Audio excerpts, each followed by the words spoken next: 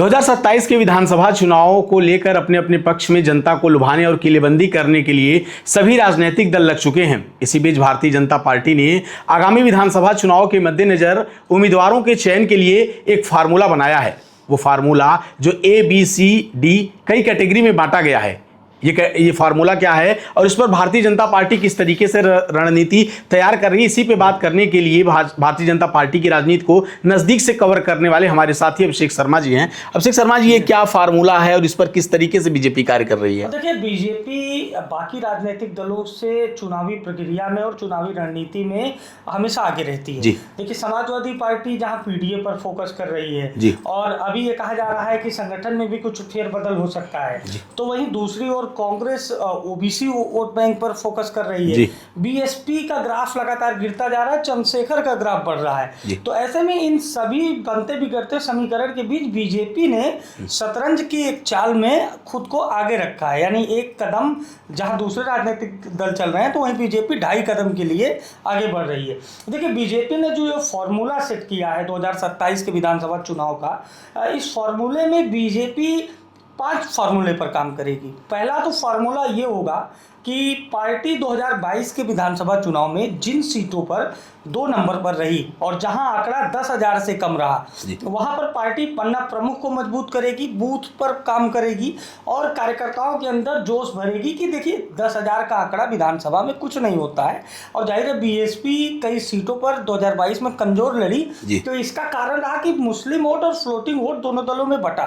कांग्रेस भी असरदार नहीं रही, तो समाजवादी पार्टी और बीजेपी में सामने सामने की लड़ाई हुई। तो इस सामने सामने की लड़ाई में जब मामला त्रिकोणी नहीं बना तो जीत का मार्जिन आपने देखा 55 वोट, 110 वोट, 210 वोट हो गया। तो 10,000 से कम जहां फॉर्मूला होगा वहां भारतीय जनता पार्टी दूसरे नंबर पर थी और उसके लिए एक अलग तैयारी है। अब बात करते हैं दूसरे फॉर्मूले पर। दूसरा फॉर्मूला है कि भारतीय जनता पार्टी जहां पर तीसरे नंबर पर रही है, यानी जहां BSP बहुत अच्छा लड़ी सामने समाजवादी पार्टी, या फिर मतलब 2, 3, 4 दलों की लड़ाई में जहां बीजेपी तीसरे नंबर पर रही, वहां पर इस विशेष तैयारी करेगी। वहां पर दलितों को साथ लाया जाएगा, OBC को साथ लाया जाएगा और ऐसी रणनीति पे काम किया जाएगा कि पार्टी की इतनी बुरी स्थिति ना हो। वैसे यूपी की 403 सीटों में बहुत कुछ एक ऐसी सीटें रही हैं, लगभग आधा दर्जन 1 दर्जन, जहां बीजेपी तीसरे नंबर पर रही है। ये बीजेपी का दूसरा फार्मूला हो गया जो तीसरे नंबर की सीट के लिए।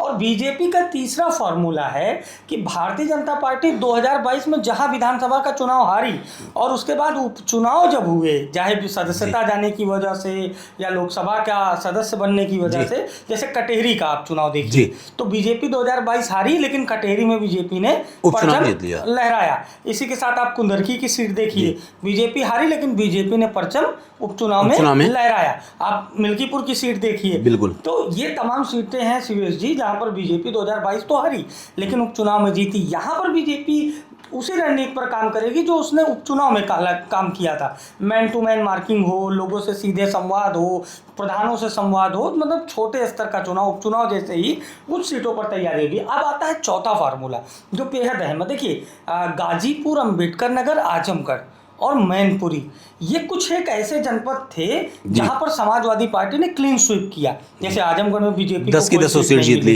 अंबेडकर नगर में उपचुनाव में भाजपा ने खाता खोला। इसी के साथ आप गाजीपुर में देखिए तो भारतीय जनता पार्टी का जो आंकड़ा था वो बहुत अच्छा नहीं था। मऊ में आप देखिए तो 1 या 2 सीटें छोड़कर बीजेपी घोसी के उपचुनाव में हार गई। उसके बाद जो नतीजे रहे वो सबने देखे। और मैनपुरी की सदर सीट और भोगांव सीट, यानी जहां से रामनरेश अग्निहोत्री और यूपी के कैबिनेट मंत्री जयवीर सिंह विधायक हैं, इन 2 सीटों को छोड़कर मैनपुरी में भी सपा का पलड़ा भारी रहा।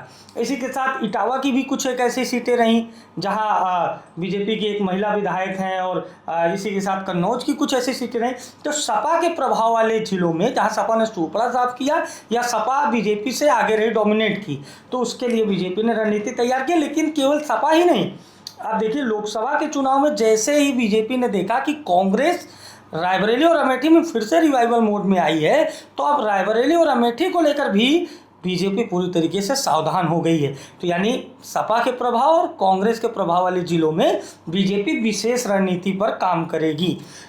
और रही बात पांचवें फार्मूले की जो बीजेपी ने तय किया, देखिए ओम प्रकाश राजभर बीजेपी के साथ बरकरार रहते हैं या बीजेपी का साथ छोड़कर फिर से किसी पाले में चले जाते हैं, इनकी अस्थायित्व की कोई बात सामने नहीं है। लेकिन निषाद पार्टी और अनुप्रिया पटेल, सोनेलाल, ये ऐसे कुछ दल हैं जो बीजेपी के साथ बरकरार रहेंगे, ऐसी संभावना है।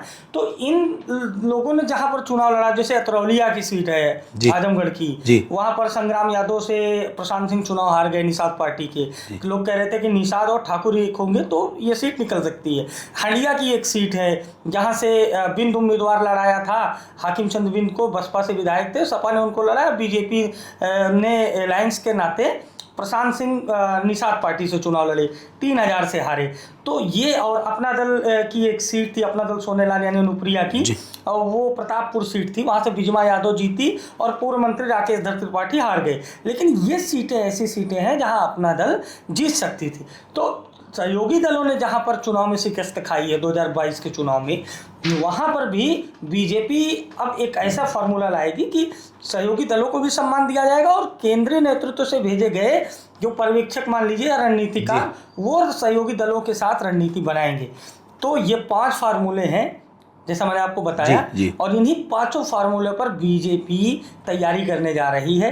टिकट किसके कटने हैं बीजेपी उस पर अलग तैयारी करेगी, लेकिन जो हारी हुई सीटें हैं जहां सपा, बसपा और कांग्रेस ने दबदबा कायम किया, वहां पर बीजेपी विशेष मेहनत करने जा रही है। और ये बीजेपी की अब तक की चुनावी रणनीति जो 2022 के बाद देखा गया है, एक बहुत बड़ा मास्टर स्ट्रोक है। आपने देखा हमारे सहयोगी अभिषेक जी ने भारतीय जनता पार्टी के उन 5 फार्मूलों पर बड़ी गहनता से अपना विश्लेषण किया।